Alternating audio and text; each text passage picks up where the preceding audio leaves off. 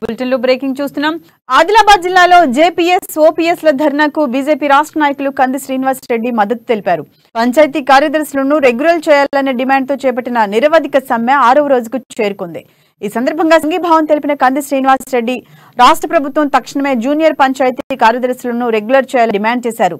సమ్మెను భగ్నం చేయడానికి కుట్ర చేస్తున్నారని ఆరోపించారు. ప్రభుత్వం పంచాయతీ కార్యదర్శులను రెగ్యులర్ చేయకుండా తాసారం చేస్తుందని కంది శ్రీనివాస్ రెడ్డి ధ్వజమెత్తారు.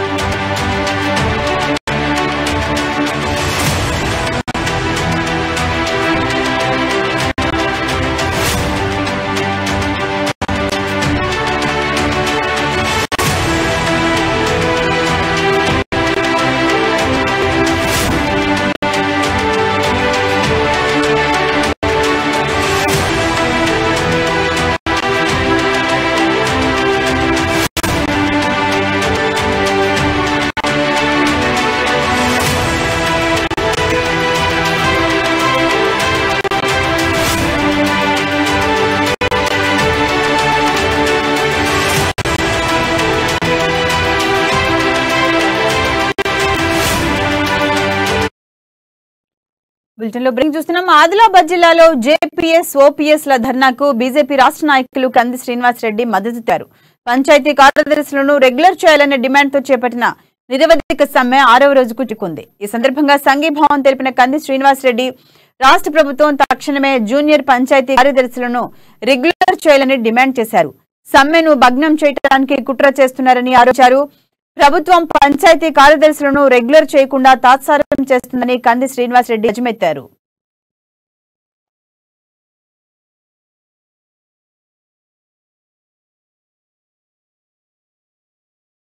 జర్నలిస్టులు ప్రాణాలకు తెగించి తమ జీవితాన్ని త్యాగం చేస్తూ పత్రికా స్వేచ్ఛకు మీడియా స్వేచ్ఛకు పునరుజ్జీవనం పోస్తూ అనేక రకాలైనటువంటి వార్తలు అందిస్తున్నటువంటి జర్నలిస్టు మిత్రులు ఇళ్ల స్థలాలు ఇవ్వకపోవడం ఇది మోసం కాదా?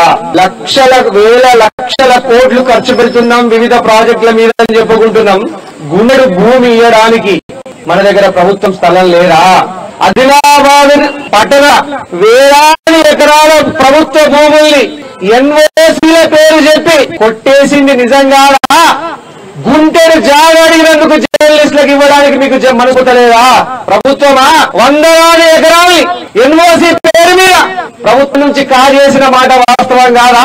ఎన్ఓసీలు నో అబ్జెక్షన్ సర్టిఫికేట్ ఇచ్చకుండా అసెంబ్లీ పేదలకు దక్కాల్సినటువంటి జర్నలిస్టులకు దక్కాల్సినటువంటి ఇండ్ల జాగాల భూముల్ని ఆదిలాబాద్ పట్టణంలో బడా మనుషులు కొట్టేసింది నిజంగా? రియల్ ఎస్టేట్ మాఫియా పేరు దందా నడుపుతున్నది నిజంగా? ఇవ్వరా జర్నలిస్టులకి? ఒక గుంటెరు జాగా ఇస్తే ప్రభుత్వంకు తక్కువ పోతారా?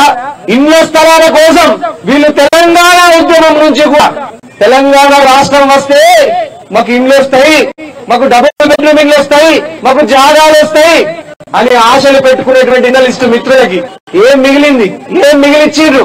లాస్ట్ కి అయితే రోడ్ల మీదకి తీసుకొచ్చి ప్రభుత్వం తెలంగాణ వచ్చి 9 ఏళ్ళైనా, టీఆర్ఎస్ ప్రభుత్వం ఏర్పడి 9 ఏళ్ళైనా ఇంతవరకు జర్నలిస్టు మిత్రులకి గజం జాగా స్థలం కూడా ఇవ్వలేదు. ఒక గజం స్థలం కనుక ఇవ్వకపోతే రేపు మా పార్టీ అధికారంలోకి వచ్చినాక, మా ముఖ్యమంత్రి వచ్చిన తర్వాత